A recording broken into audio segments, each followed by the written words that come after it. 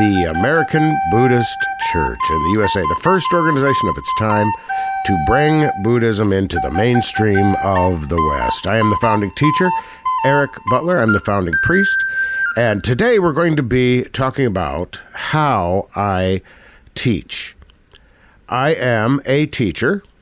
I'm a certified teacher, taught not only on the elementary and the secondary and the college levels, and graduate level too, for that matter.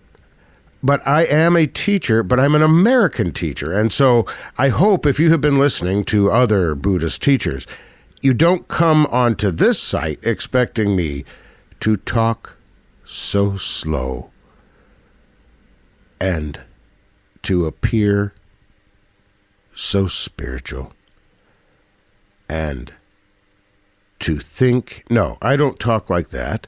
I don't teach like that. I don't think that it's necessary to teach like that, and I don't intend to teach like that.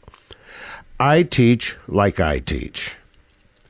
And the way I teach is to speak fast and to lay out how I understand the teachings of the Buddha. So I'm going to teach like I do, and I'm going to speak like I do. If, again, you're expecting to hear someone all spiritual and high-minded and sounding very, very esoteric, you're not going to get it from me. I don't think that's what Buddhism is about. I think Buddhism is living life in the mud. It's living life in the mud. It's like a lotus. We have our roots in the mud, we blossom in the sunlight, and then we grow toward the air. I think that Buddhism is something that applies every single day. That's how it's been for me ever since I understood Buddhism, and ever since I understood what the Buddha taught. Enlightenment, and I want to put this on the table right now, enlightenment is not a far-off, unattainable goal.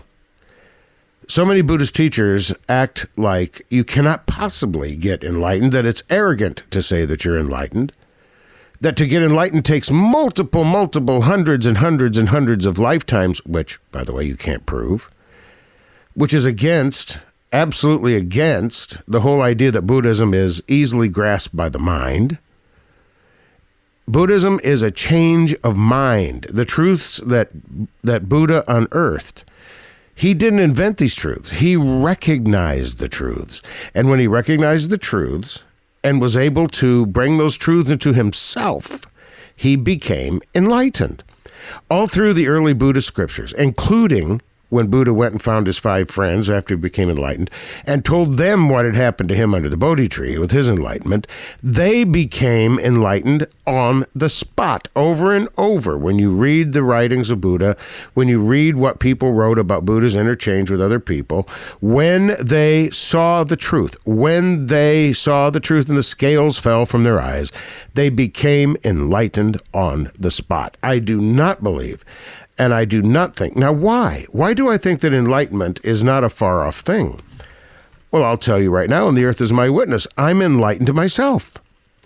I had an experience that I cannot deny. It wasn't a spiritual experience. It was a mental experience that changed the way I look at everything. And in the next podcast, I'm going to tell you exactly what happened to me. But if you're looking for enlightenment, don't look for something that's far off. It could happen today.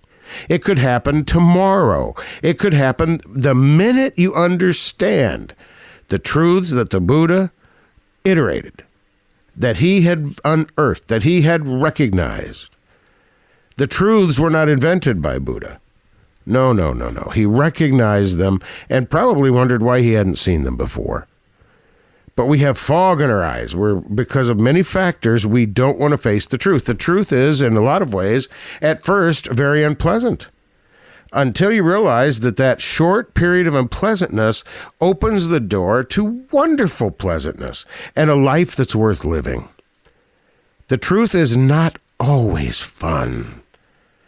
But if you're looking for some unearthly, heavenly, up in the clouds, enlightenment experience where you become omniscient and float around, this is not for you. That is not what the Buddha taught, and that's not what we teach and what I teach at the American Buddhist Church. Enlightenment is not a far-off thing. It's something you can have in your hand tomorrow, or today, or maybe even right now. I'm founding teacher, founding priest Eric Butler, the American Buddhist Church, and tune in to the next podcast. Keep on listening, and you will hear my experience of enlightenment.